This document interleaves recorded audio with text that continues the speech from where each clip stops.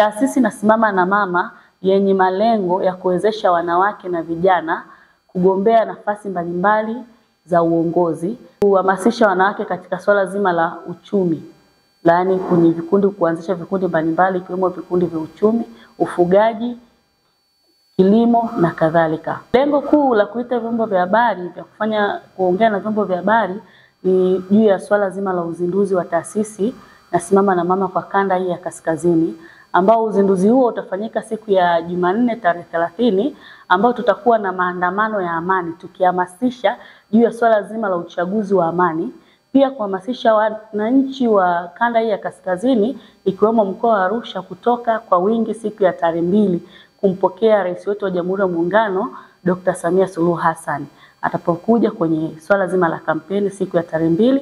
Wananchi tunawahimiza, tunawaomba sana wa mkoa wa Arusha na viunga vyake vyote tutoke kwa wingi. Sisi kama TANAPA tumefika kuungana na wenzetu wa taasisi ya Nasimama na Mama Tanzania.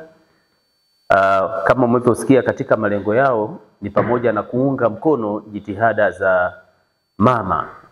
Sisi tukasema tufike na tuwe na mambo makubwa mawili. La kwanza ni kuambia kwamba tunatambua mchango mkubwa wa mama, na hasa katika taasisi kubwa hii ya uhifadhi nchini Tanzania TANAPA, tunatambua mchango mkubwa wa Rais wa Jamhuri ya Muungano wa Tanzania Dr. Samia Suluhu Hassan kama mama ambaye amesimama mstari wa mbele katika kuhamasisha utalii wa ndani, na ukizingatia katika filamu 2 ambazo amefanya ya The Royal Tour na Amazing Tanzania, ni mchango na ni mfano mzuri sana kuonyesha mama amefanya nini. Lakini pili, tumekuja kuhamasisha utalii wa ndani. Tunajua viongozi hawa pamoja na wanachama wake na wananchi wengine wote wana haki ya kufika kutalii katika hifadhi za taifa Tanzania. Kwa hiyo tumewahamasisha wafike kutalii katika hifadhi za taifa Tanzania kwa sababu gharama ni nafuu sana kwa Watanzania.